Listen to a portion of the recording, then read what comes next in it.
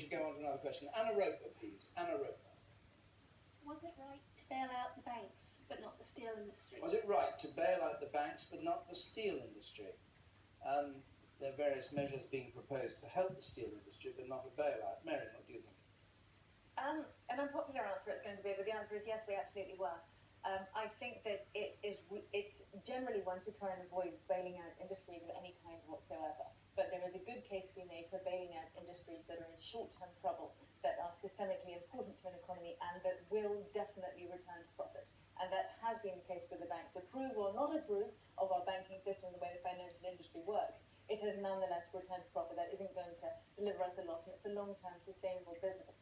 Now, other businesses, other sectors are not necessarily long-term sustainable, and I'm afraid the awful truth is that in the UK, the steel industry falls into that group.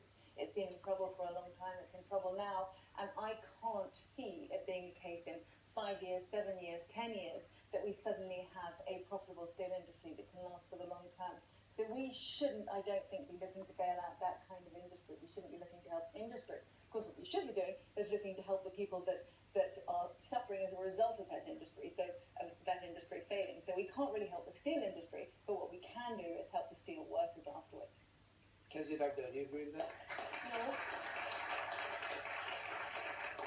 No, I really don't agree with that. If you look at the two plants in Scotland, in DL and Clydebridge, they do rolled steel plate. And as I understand it, those particular plants are profitable.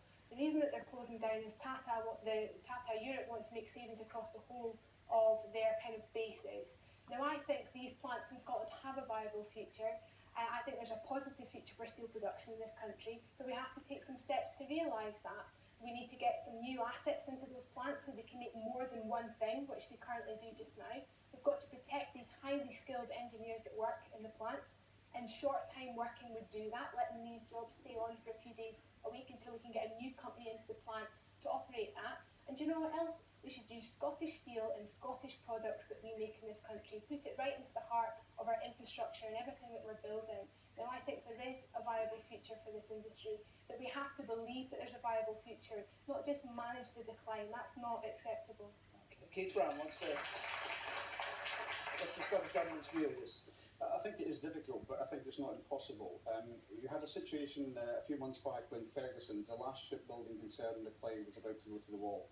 And so an awful lot of effort in the Scottish Government and elsewhere, that is now being saved and is now prospering in terms of orders it's had for new ferries. You've also had a situation where Prestwick Airport was going to go to the wall, a loss of thousands of jobs in the west of Scotland, and we did essentially nationalise that in the meantime. Going back to the point though about the banks, you know, why did we bail out the banks? We bailed out the banks because we were told they're a cornerstone of the system and you have to have the banking system. But the perception, I think, for most people was you were going in there to keep the banks there so they could continue to lend to people and to businesses. Instead, they didn't. They used all the money that they got from us to build up their capital sheets. Even now, they are not lending to small businesses. And the stark contrast today with David Cameron being in Iceland, Iceland jailed the bankers. I mean, if you think about, and I can't believe there's been so little said about this, corrupting the LIBOR mechanism, almost the very cornerstone of the capital system, corrupting that, and they're now looking at trying to ease back on the regulations so they find somebody else does it in future. These were huge crimes. Nobody's going to jail for that. I think there's a court case ongoing. Nobody's going to jail for that. Iceland jailed the bankers when they found they were corrupt. We should have done the same thing. And we should have kept the bankers.